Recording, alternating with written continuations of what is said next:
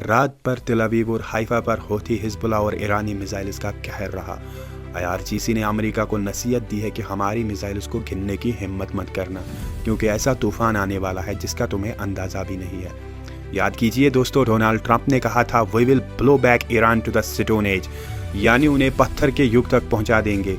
अगले 2-3 हफ्तों में इतने हमले होने वाले हैं। IRGC के स्पोक्सपर्सन ने कहा है हिम्मत करके दिखाओ। दूसरी तरफ दोस्तों, मैं आपको बताने वाला हूँ कि कैसे हार्मूज में ईरान की गादिर क्लास सबमरीन कहर मचा रही है। इस वजह से हार्मूज पर ईरान का लगभग टोटल कंट्रोल माना जा रहा है। सबसे पहले सुनते हैं IRGC के स्पोक्सपर्सन क्या कह रहे हैं। बिस्मिल्लाहिर्रहमानिर्रहीम। همان گونه که گفته بودیم به دشمنان آمریکایی صهیونیستی اعلام می‌کنیم اطلاعات شما از توان و قدرت نظامی و تجهیزات ما ناقص است. از ظرفیت‌های بسیار گسترده و راهبردی ما هیچ چیز نمی‌دانید.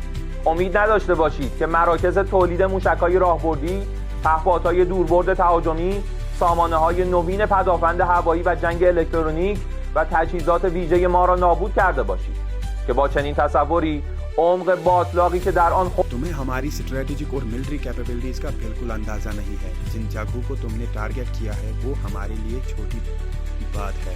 हमारी असली प्रोडक्शन उन जगहों पर होती है जहां तक तुम्हारी पहुंच नहीं है। इस बीच हौथी का भी ताज़ा बयान आया है। यमन के हौथी स्पोक्सपर्सन ने कहा है कि उन्होंने यमन से बैलिस्टिक मिसाइल की एक पूरी सीरीज लॉन्च की है जो तेल अवीव के पास इंपॉर्टेंट टारगेट्स पर लग रही है।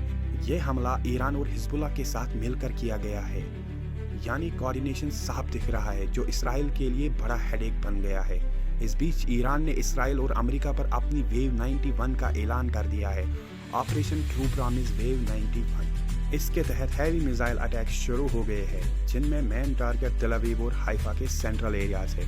रिपोर्ट्स के मुताबिक लगभग 50 लाख इसराइली लोगों को अंडरग्राउंड बंकर्स में शरण लेनी पड़ रही है। इसराइल के सेंसिटिव एयरबेस टेलनॉफ और बेन-गुरियन एयरपोर्ट पर हैवी अटैक्स हुए हैं। इसके अलावा तेल अवीव, हाइफा, इलात, नगीव और बीर शिबा जैसे शहरों में मिसाइल और ड्रोन अटैक्स हुए हैं, जिससे काफ़ी नुकसान हुआ है।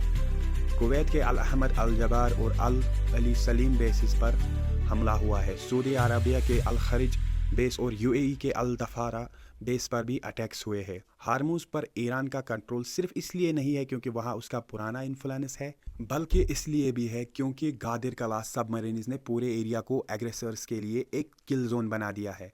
रिपोर्ट्स के मुताबिक 20 से ज़्यादा गादिर सबमरीन्स स्ट्रेट ऑफ हार्मूज में डिप्लॉय की गई। ये सबमरीन्स छोटी, साइलेंट और शैलो वाटर्स में ऑपरेट करने के लिए स्पेशली डिज़ाइन की गई है। याद कीजिए, डोनाल्ड ट्रंप ने कहा कि ईरान को स्टोन एज में भेज देंगे। इस पर ईरान का जवाब था, जब तुम लोग गुफाओं में आग ढूंढ रहे थे तब हम साइरस सिलेंडर पर ह्यूमन राइट्स लिखा करते थे। उन्होंने कहा ईरान सिर्फ एक देश नहीं बल्कि एक सिविलाइजेशन है जो हज़ारों सालों से टिका हुआ है। इस बीच इसराइल और अमेरिका लगातार ईरान पर अटैक्स कर रहे हैं। रिपोर्ट्स के मुताबिक ईरान की हेल्थ इंफ्रास्ट्रक्चर को भी टारगेट किया जा रहा है। तेहरान के एक पुराने पास्चर इंस्टीट्यूट को भी मिसाइल स्ट्राइक्स से नुकसान पहुंचाया है। ये इंस्टीट्यूट मेडिकल रिसर्च के लिए जाना जाता है। एक ब्रिज भी तोड़ दिया गया है जिसका यूज़ आम लोग करते थे। इससे आम लोगों को नुकसान हो रहा है और यही सबसे बड़ी चिंता की बात है। इस बीच अरब लीग ने कहा है कि ईरान के मिसाइल अटैक्स UN रेजोल्यूशन का उल्लंघन कर रहे हैं और सिक्योरिटी काउंसिल को एक्शन लेना चाहिए। एक बात साफ है दोस्तों, ये वार अभी ख़त्म नहीं हुई है। आने वाले दिनों में और भी बड़े बड़े डिप्लॉयमेंट्स हो सकते हैं। तो ये थी कुछ अपडेट्स ईरान और अमेरिका इसराइल के वार के बारे में। अगर आपको वीडियो पसंद आए तो चैनल को सब्सक्राइब ज़रूर करना और कमेंट्स में ज़रूर अपनी अपनी राय बताना और वीडियो को लाइक ज़रूर करना।